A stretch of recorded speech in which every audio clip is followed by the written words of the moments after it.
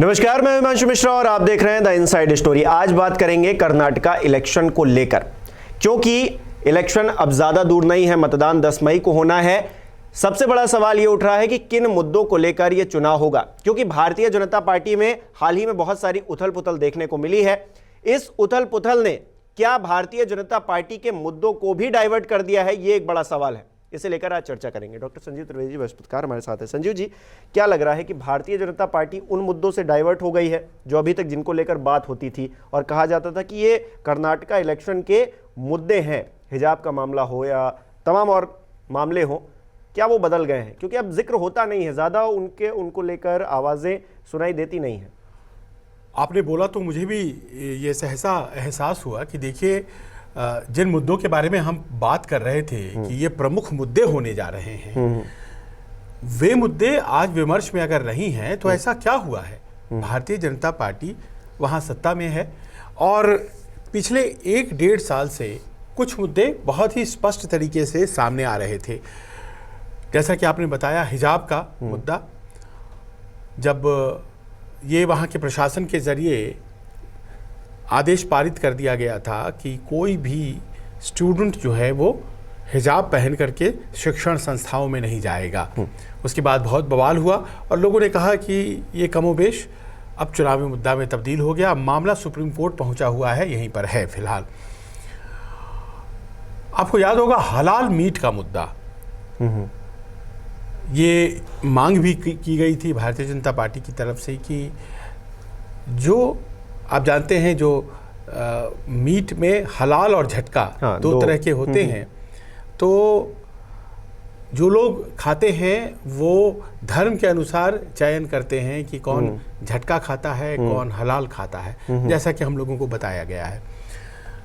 तो वहाँ पर मुस्लिम समुदाय चूँकि हलाल मीट खाता है तो उसे बैन किया जाए, इस तरह की मांग उठी थी।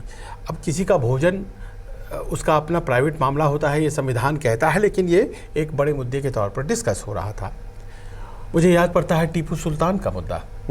टीपू सुल्तान वैसे तो अभी तक इतिहास में एक ऐसे योद्धा के तौर पर जाने जाते रहे जिन्होंने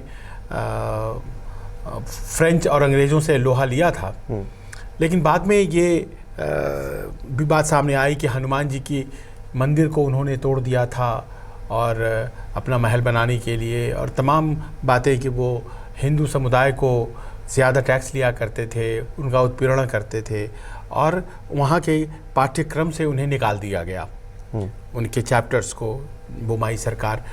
तो ये सब मुद्दे प्रभावी तौर पर सामने आ रहे थे। पर अब इस वक्त जब अब चुनाव से आप बस थोड़े दूर रह गए हैं, हम 25 अप्रैल में बात कर रहे हैं, 8 तारीख तक ही कैंपेन होना है। इतने थोड़े समय, 13-14 दिन का कैंपेन रह गया है और इतने थोड़े समय रहने के बावजूद ये मुद्दे चर्चा में आ ही नहीं रहे हैं। ये तो बड़े आश्चर्य की बात है। क्यों ऐसा हो रहा है, इस पर किसी की कोई राय सामने नहीं आई है। पर यह हकीकत है कि ये तमाम मुद्दे भारतीय जनता पार्टी के द्वारा ही छोड़ दिए गए हैं। वो विकास के सवाल पर, प्रधानमंत्री मोदी के चेहरे के सवाल पर, वो इस सवाल पर कि तुष्टीकरण की नीति लाती है भारतीय जनता पार्टी, ऐसा कुछ नहीं करती है, सबको साथ लेकर चलती है, कांग्रेस तुष्टीकरण करती है। तो बड़े बड़े मुद्दे लेकर के भारतीय जनता पार्टी चल रही है, लेकिन कहीं भी ये जो विवादित मुद्दे थे इसको उठते हुए हमने नहीं देखा।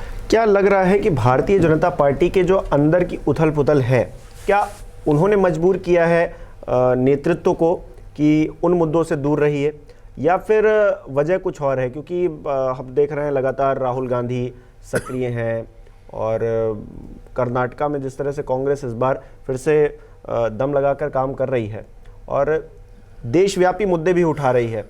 वो जीएसटी का मुद्दा भी वहाँ उठा देते हैं, वो आरक्षण का मुद्दा भी उठा देते हैं जाकर। इन मुद्दों ने मजबूर किया है कि इसको पहले हम टैकल करें, इन मुद्दों को हम जवाब दें, फिर उन मुद्दों पे आएंगे। क्योंकि हमने देखा अभी खबर आ गई है 6 दिन में 15 रैलियां करने वाले हैं प्रधानमंत्री नरेंद्र मोदी आगामी दिनों में। तो अब माहौल बनना या अब शुरू हो गया है बिल्कुल कि अब इनमें ये मुद्दे भी दिखेंगे और वो वाले मुद्दे टैकल करते हुए भी भारतीय जनता पार्टी नजर आएगी? देखिए, प्रधानमंत्री तो अमूमन इस तरह के मुद्दे ज़रा कम उठाते हैं। ये काम तो होता है दूसरे और तीसरे स्तर के नेताओं का कि वो नड्डा जी माहौल और तैयार शाह जी। करते हैं। उनसे भी यूँ कह लीजिए कि अमित शाह हो सकता है इस तरह के भाषण कुछ देते हैं, कुछ चुनाव में तो देखा गया, लेकिन प्रभावशाली तो अमित शाह और प्रधानमंत्री मोदी ही हैं। और अमित शाह के भाषणों में आरक्षण का सवाल है। हाँ, लिंगायत और वोकालिगा आरक्षण, जो मुस्लिम आरक्षण को ख़त्म करके लाया गया, तो आरक्षण को वो आप इसे कह लें कि ये एक मुद्दा है जो कि उनके मुद्दे के आसपास का मुद्दा है, लेकिन है तो ये आरक्षण का मुद्दा। ये आरक्षण का मुद्दा जो कि समाजवादी पार्टी, बहुजन समाज पार्टी और आरजेडी जैसे दल उठाया करते हैं, ये उनका मुद्दा हो गया है वहाँ पे। खैर, कल की आपको बात बताता हूँ। बागलकोट एक जगह है जहाँ राहुल गांधी प्रचार के लिए गए थे, तो वो तस्वीर जो वहाँ पर दिखी बागलकोट में, भीड़ ज़बरदस्त और ऐसी की कल्पना से परे, तो वजह क्या थी? तो मैंने और तहकीकात किया। बागलकोट दरअसल वो क्षेत्र है जो कि लिंगायत बहुल इलाका है, और वहाँ की भीड़ बताती है कि लिंगायतों का मिजाज इस बार क्या होने जा रहा है। क्योंकि लिंगायत बीजेपी के साथ रहते हैं अमूमन अभी जितने एमएलए हैं भारतीय जनता पार्टी के, उसमें से 38 एमएलए अच्छा लिंगायत समुदाय से आते हैं। 38 जब जीत करके आए थे, 108 सीटें थी, 38 लोग, 2018 की बात बता रहा हूँ, 38 जीत के आए। तो आप ये समझ सकते हैं कि कितना क्लोजली एसोसिएटेड लिंगायत समुदाय और भारतीय जनता पार्टी रहे हैं। और उसकी एक बहुत बड़ी वजह रहे हैं लिंगायतों में सबसे बड़े नेता कहलाने वाले BS येदियुरप्पा। पर आपने कही कि जो आंतरिक कॉन्ट्राडिक्शंस हो गई हैं भारतीय जनता पार्टी की, वो शायद उन्हें फोकस अपने मुद्दों पर या दूसरी चीज़ों पर करने नहीं दे रहा है। अब उसमें अगर आंतरिक कॉन्ट्राडिक्शन की हम बात करें तो दो बड़े नेता हैं आज की तारीख में जो कि लिंगायतों में अच्छा पैठ और दबदबा रखते हैं और भारतीय जनता पार्टी की जीत की वजह बनते रहे थे पूर्व के इलेक्शंस में, लेकिन इस बार भारतीय जनता पार्टी को उन्होंने छोड़ दिया क्योंकि भारतीय जनता पार्टी के शीर्ष नेतृत्व ने तय किया कि इन्हें टिकट नहीं दिया जाए। सोचिए, ये हैवीवेट नेता, कांग्रेस ने लपक लिया उन्हें। जगदीश शेट्टार जो कि 2012 में मुख्यमंत्री भी रहे थे 1-1.5 साल के लिए, और उसके अलावा लक्ष्मण सावदी जो कि 2019-20 में उप मुख्यमंत्री थे, ये भी लिंगायत समुदाय से आते हैं। इन दोनों को टिकट जब डिनाई हो गया तो उसके बाद कांग्रेस ने इन्हें अपनी तरफ बुला लिया। और आज की तारीख में अगर वो भीड़ बागलकोट में दिख रही थी राहुल गांधी के लिए, तो वो केवल राहुल गांधी के लिए भीड़ नहीं थी।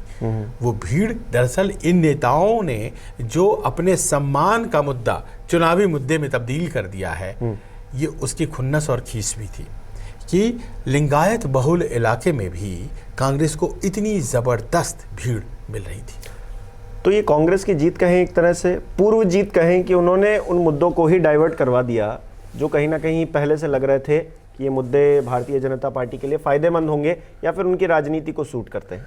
देखिए, चुनाव में जो हार जीत होती है तो उसमें एक बड़ी बात होती है कि जो आपके आधार वोट हैं उन वोटों में प्लस कितने वोट होते हैं, ये बहुत फॉर्मूला क्लियर होता है।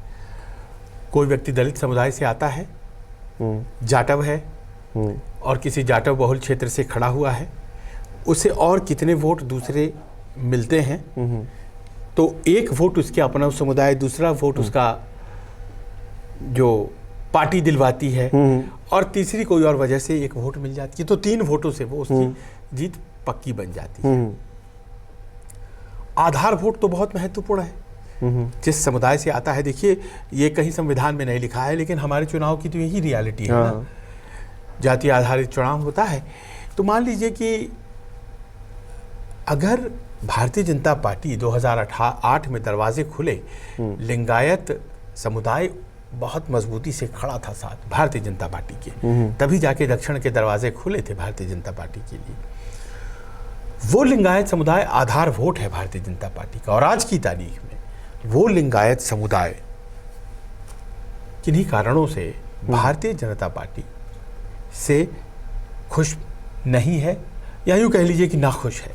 उसकी वजह है, उसकी वजह तो ये है कि एक येदियुरप्पा जी को हटा दिया गया और कहा गया कि दूसरे लिंगायत को हम डाल रहे हैं, तो बोम्माई साहब आ गए। अब ये बोम्माई साहब जो हैं, ये भारतीय जनता पार्टी के ओरिजिनल काडर नहीं हैं। इनके पिता एसआर बोम्माई थे, समाजवादी पृष्ठभूमि के नेता थे, जनता दल, और वो भी मुख्यमंत्री रहे हैं। तो इनकी पृष्ठभूमि तो आरएसएस वाली नहीं है। आरएसएस भी नाराज, बीजेपी भी। बीजेपी में भी वो लोग जो कि पारंपरिक रूप से बीजेपी को बिलोंग करते आए हैं, संघर्ष करते आए हैं। येदियुरप्पा खुद नाराज, भीतर ही भीतर। भाई उन्हें हटने के लिए कहा गया, तभी तो इनके लिए जगह बनी। तो लिंगायत वोट नाराज ना हो जाए, इसीलिए बोम्माई को आपने ला दिया, दूसरे लिंगायत को ला दिया। लेकिन येदियुरप्पा का जो कद है और उनकी जो नाराजगी है, वो ऊपर से तो नहीं दिख रही। और उनके साथ जो समर्थक हैं उनकी भी नाराजगी, उनके नेता को जगह नहीं है, लेकिन वो होगी कहीं ना कहीं, ये बिल्कुल है। उसके अलावा जगदीश शेट्टार, आप मुख्यमंत्री भी बनाते हैं उन्हें मात्र 10 साल पहले, और अब उन्हें टिकट ही नहीं दे रहे हैं। तो ये एक नाराजगी हो गई। भारतीय जनता पार्टी, हालांकि ऐसे नेताओं की, कुछ भारतीय जनता पार्टी के वरिष्ठों ने सूची भी दी है कि जो भारतीय जनता पार्टी को छोड़कर कांग्रेस में गए हैं और फिर कभी भी सफल नहीं हो पाए। बहुत से लोगों ने भारतीय जनता पार्टी छोड़ा है, जैसे कल्याण सिंह ने उत्तर प्रदेश में छोड़ दिया, कांग्रेस के साथ नहीं गए। उमा भारती ने छोड़ा, कांग्रेस के साथ नहीं गई। केशुभाई पटेल ने छोड़ा गुजरात में, कांग्रेस के साथ नहीं गए। लेकिन वाघेला ने छोड़ा और कांग्रेस के साथ गए। और पॉलिटिकली एक बार तो वो सीएम बनने में कामयाब रहे, उसके बाद फिर पॉलिटिकली वो इनसिग्निफिकेंट हो गए। बड़े नेता थे गुजरात के, कहा जाता है कि कद उनका, और एक ज़माने में केशुभाई पटेल जब मुख्यमंत्री थे तो उनका कद और मोदी जी का कद करीब करीब बराबर था। ये दूसरे हैं जगदीश शेट्टार, जो कि मुख्यमंत्री रहे हैं और वाघेला के बाद, और इन्होंने भारतीय जनता पार्टी छोड़ करके कांग्रेस का दामन थामा है। लेकिन शुरुआत में वाघेला भी सक्सेसफुल हुए थे, तभी तो वो सीएम बन गए थे। तो एक चुनाव तो वो सक्सेसफुल व्यक्ति रहता ही है, उसके बाद उसकी दशा दुर्दशा जो भी रहे। तो शुरुआत में लोगों की नाराज़गी रहती है, जो आज लिंगायत समुदाय में अपने नेता का टिकट काटे जाने और उनके साथ दुर्व्यवहार को लेकर के नाराज़गी है। उसके अलावा लक्ष्मण सावदी कहते हैं कि उनका नाम जगदीश शेट्टार से कम है, लेकिन जमीन पर उनकी पकड़ जगदीश शेट्टार से ज़्यादा है, दूसरे लिंगायत नेता। और कहा जाता है कि अकेले वो 10-12 कंस्टिट्यूएंसी पर प्रभाव रखते हैं। तो ये कहाँ प्रभाव रखते हैं? तो कहा जाता है कि ये जो पूरा क्षेत्र है, ये क्षेत्र कहलाता है मुंबई कर्नाटक, जो अब है कित्तूर कर्नाटक। अच्छा। ये वो इलाका है जो महाराष्ट्र से जुड़ा हुआ इलाका है, महाराष्ट्र की तरफ का इलाका है, जिसमें बेलगावी आता है, जिसमें आपके हुबली धारवाड़ आता है जहाँ से जगदीश शेट्टार हैं, जिसमें बागलकोट आता है जिसकी मैं अभी चर्चा कर रहा था। ये सब लिंगायत डोमिनेटेड इलाके हैं। 6 ज़िले कहलाते हैं, 50 सीटें हैं इन 6 ज़िलों में। और 50 सीटों में आप ये देख लीजिए लिंगायत वोटों का महत्व, कि 50 में से 30 सीटें इस क्षेत्र से भारतीय जनता पार्टी ने पिछली दफ़ा जीती थी, 30 आउट ऑफ 50। और इस बार ये जो खींचतान की आप बात कर रहे हैं, इस खींचतान ने इन 50 सीटों पर जो समीकरण है बीजेपी का, उसको गड़बड़ा दिया है। एक सेंधमारी के आपने जिक्र किया कि अपने वोट तो आपके जो आधार वोट हैं, उसके अलावा आप कितने जोड़ पाते हैं। तो क्या ये कांग्रेस के लिए एक बेनिफिट वाली स्थिति है कि आप उस जगह पर सेंधमारी कर पा रहे हैं जहां पर आपका वोट तो है ही है, जो दूसरा वोट है वो भी आपके साथ जुड़ जाए, या फिर उनके नेता जुड़ जाए, तो नेता जुड़ने का मतलब उनके आधार वोट बैंक भी आपके साथ जुड़ जाए। तो कहीं ना कहीं इस बार संकट में है भारतीय जनता पार्टी, और उनके नेताओं के वक्तव्य से क्या ऐसा लगता है? अब आधार वोट की बात आपने की, तो कांग्रेस की तरफ आइए, तो इनके आधार वोट कौन है? देखिए, इनके आधार वोट में पूर्व मुख्यमंत्री सिद्धरमैया, बड़े नेता हैं और आते हैं वो ओबीसी समुदाय से। ओबीसी में खासतौर पर कुरुबा जाति है जिससे वो आते हैं। कुरुबा जाति के ठीक ठाक वोट है, पर ओबीसी का एक रिप्रेजेंटेशन जो है वो इनके चेहरे में दिखाई पड़ता है। तमाम ओबीसी इनके साथ जुड़ते हैं क्योंकि वोक्कालिगा और लिंगायत बड़े प्रभावशाली लोग हैं। लिंगायत अकेले 16-17% है, वोक्कालिगा अकेले 11-12% है। इनके सामने दलित संख्या तो है, ओबीसी संख्या तो है, लेकिन कमज़ोर नज़र आते हैं। इनकी ज़मीन नहीं है, फैक्ट्रियां नहीं हैं, इनकी ताकत यहाँ पर है। ये इस वर्ग के नेता हैं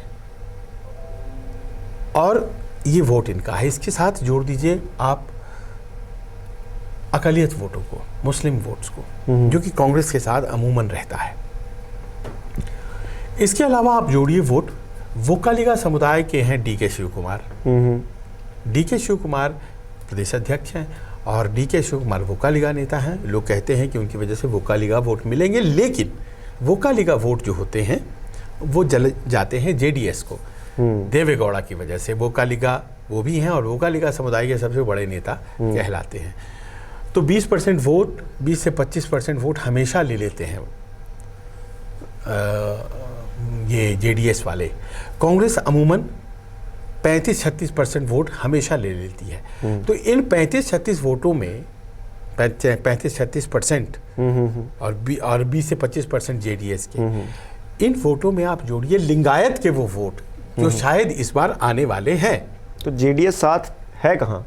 जेडीएस नहीं है, पर लिंगायत की ये नेता संभवतः कुछ वोट खींच करके कांग्रेस की तरफ कर सकते हैं। हो सकता है लिंगायत कांग्रेस की तरफ ना जाके जेडीएस की तरफ जाए। नहीं, जेडीएस की पहचान वहाँ पर वोक्कालिगा पार्टी के तौर पर ही है। अच्छा, तो उसमें कहीं कोई दूसरा, जैसे ओवैसी जी ने पार्टी, तो अमूमन मुस्लिम समुदाय के ही वोट उनको। और दूसरा चीज़ ये कि कांग्रेस में ही गए हैं वो जो नेता, मुख्यमंत्री, पूर्व मुख्यमंत्री, पूर्व डिप्टी सीएम, तो कांग्रेस की तरफ वोट आ सकते हैं। तो नया समुदाय एक जुड़ता हुआ दिख रहा है। लिंगायत जो अभी तक ब्रॉडली देता था बीजेपी को वोट, अब उसमें बदलाव ये दिखाई पड़ रहा है। तो एक तो मैं ये देख रहा हूँ कि भारतीय जनता पार्टी का जो अपना आधार वोट है उसमें खंडन हो रहा है। लिंगायत वोट छिटक रहा है, नया वोट नहीं जुड़ रहा है। नया वोट नहीं जुड़ रहा है, लेकिन जो अपना आधार है वो छिटक रहा है। कांग्रेस में जो उसका अपना आधार है SC ST OBC,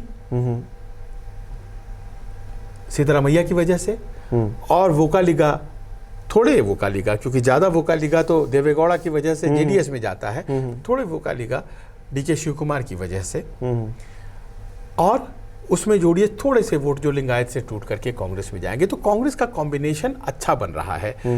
मैंने बताया 35-36% वोट उन्हें हमेशा आए हैं, जब वो सत्ता में रहे हैं कांग्रेस वाले तब भी, और जब सत्ता में नहीं रहे हैं तब भी, पिछले 4-5 चुनाव से। तो उसमें अगर 2-4% वोट भी जुड़ जाते हैं तो ये 40% के आसपास का मामला हो जाता है और फिर ज़बरदस्त जीत मिलने लग जाती है। और ये मुद्दों में एक मुद्दा जिसको कि भारतीय जनता पार्टी लाख चाह करके भी पुश नहीं कर पाई, अपने ऊपर से हटा नहीं पाई, वो है ये 40% कमीशन। हाँ, ये और ये पेसीएम, पेटीएम की जगह पेसीएम, मतलब सीएम को पैसे दो, पे करो। ये मुद्दा बहुत मुश्किल मुद्दा भारतीय जनता पार्टी के लिए बन गया है कि भाई वहाँ के कंट्रैक्टर्स एसोसिएशन ने कह दिया कि हमें तो 40% कट दे देना पड़ेगा। अब कितनी भी कोशिश कर ली है, लेकिन ये मुद्दा जो है भ्रष्टाचार का जा ही नहीं रहा है। लेकिन सबसे ज़्यादा लिंगायतों वाला मामला है। अभी पीछे अमित शाह जी की मुलाकात हुई है येदियुरप्पा जी से, और बड़ा स्पष्ट कहा गया है येदियुरप्पा जी से कि आप बाकी चीज़ें छोड़िए, ये जो लिंगायत वोटों में शरण हो रहा है, मुंबई कर्नाटक रीजन जो है, कित्तूर कर्नाटक बोलते हैं इसको, ये जो लगा हुआ है महाराष्ट्र से इलाका, इसको संभालिए, यही लिंगायत हैं। और मराठी लोग भी ज़बरदस्त हैं उस इलाके में, ज़बरदस्त इलाके में महाराष्ट्र। यानी कि जिस तरह से गुजरात में एक सरकार को हटा के दूसरी सरकार लाने का फॉर्मूला बहुत अच्छा चल गया, कर्नाटक में ये नहीं चल पाएगा और नहीं चल रहा है अभी तक का जो समीकरण नज़र आ रहा है उसके हिसाब से। क्या कह सकते हैं इस बात को? हाँ देखिए, कर्नाटक तो अलग स्टोरी है और गुजरात बिल्कुल ही अलग स्टोरी है। गुजरात में तो भारतीय जनता पार्टी को बहुत ज़्यादा मेहनत नहीं करनी पड़ती है, ये हकीकत है। पर कर्नाटक में ये फॉर्मूला कि आपने बदल दिया येदुरप्पा को रखते तो भी स्थिति अच्छी नहीं रहती, क्योंकि भ्रष्टाचार के बड़े आरोप उन पर लगने लग गए थे। लेकिन अगर उनको हटा दिया तो नुकसान देखिए, उन्होंने हल्का भ्रष्टाचार के तो अब भी लग रहे हैं। हाँ, अब भी बातें निकल अभी भी आ रही हैं बातें। हल्का सा उन्होंने हाथ खींचा तो बड़ी मुश्किल हो जानी है। तो वो अब मन से क्यों लगे, किसको सीएम बनाने के लिए लगे, भाई मुझे तो बनाओगे नहीं। तो इस बार बहुत चालाकी से भारतीय जनता पार्टी ने कोई फेस डिक्लेयर नहीं किया सीएम का। मौजूदा सीएम को भी उन्होंने अगला सीएम नहीं प्रोजेक्ट किया है, कहा कि हमारा कोई चेहरा नहीं रहेगा। बोमाई जी के लिए बहुत अच्छी बात नहीं है, लेकिन डरे हुए हैं कि अगर कहीं कह दिया कि फला बाबू हमारे सीएम फेस है तो बड़ी मुश्किल हो जाएगी। और सबसे मुश्किल की वजह जो है हिमांशु, वो ये है कि 1985 के बाद से ये परंपरा रही है कर्नाटक में, और ये अब लगभग 40 साल हो जाएंगे, 2 साल के बाद कोई भी सरकार दोबारा चुनकर नहीं आई है। राजस्थान वाला हाल है। तो ये बड़ी बीजेपी के साथ समस्या आ रही है, और ऐसे में लग ये रहा है कि क्या कांग्रेस को इस बार बहुत ज़्यादा मेहनत किए बगैर कोई जीत मिल सकती है क्या, या फिर जनता दल सेक्युलर वहाँ की जो है और कांग्रेस दोनों क्या ऐसी स्थिति में फिर से आ जाएंगी जिसमें जुड़ करके मिल करके किसी तरह से सरकार बना ली जाए। और कर्नाटक की जीत हार बहुत मायने रखती है इस बार की जो जीत है, क्योंकि राहुल गांधी की सांसदी जाना हो, क्योंकि इस बार कांग्रेस ने अपना अध्यक्ष भी बदला है, गांधी परिवार के नहीं है वो, और वो वहीं से आते हैं, और तमाम चीज़ें हैं जो नाक का सवाल है, और इसमें वो कितना आगे निकल पाते हैं ये देखने वाली बात होगी। प्रधानमंत्री पहुंच रहे हैं तो देखिए क्या हालात उनसे संभाल लिए जाते हैं। क्योंकि जब तक प्रधानमंत्री का चेहरा नहीं आया था तो कर्नाटक में ये स्थिति थी कि वहाँ पे भारतीय जनता पार्टी 20% से आगे नहीं बढ़ पाती थी, 20% वोट से। ये प्रधानमंत्री का जब चेहरा आया है तो उन्हें एक्स्ट्रा वोट मिलने लगे हैं, जिस कारण से उन्होंने सरकार बनानी शुरू कर दी। 2008 के बाद की बात मैं कह रहा हूँ, उससे वो अच्छे वोट लेकर के आने लग पड़े हैं। तो एक ये पेच फंस रहा है कि अगर प्रधानमंत्री आते हैं तो क्या ये तमाम मुद्दे जिनकी बात हम लोगों ने की है ये दरकिनार हो जाएंगे और प्रधानमंत्री के चेहरे पे वोट हो जाएगा। लेकिन ये मत भूलिए कि ये विधानसभा के चुनाव है, प्रधानमंत्री के चेहरे पे वोट लोकसभा में तो होता है, अमूमन विधानसभा में नहीं। चलिए संजीव जी, बहुत बहुत शुक्रिया। और क्योंकि प्रधानमंत्री नरेंद्र मोदी जाने वाले हैं, 15 सभाएं करने वाले हैं, ये जानकारी आ गई है, यानी कि अब चुनावी माहौल बिल्कुल पीक पर है, और प्रधानमंत्री जाते हैं तो माहौल तो बदल देते ही हैं। क्या माहौल बदल पाएंगे या फिर किसके पक्ष में रहने वाला है, अभी तक के जो मुद्दे हैं उसके हिसाब से समीकरण जो समझ में आ रहा है, आपको क्या लगता है कि कौन जीतने वाला है, किसके पक्ष में हवा बह रही है अभी कर्नाटक में, हमें कमेंट करके ज़रूर बताएं। बहुत बहुत शुक्रिया।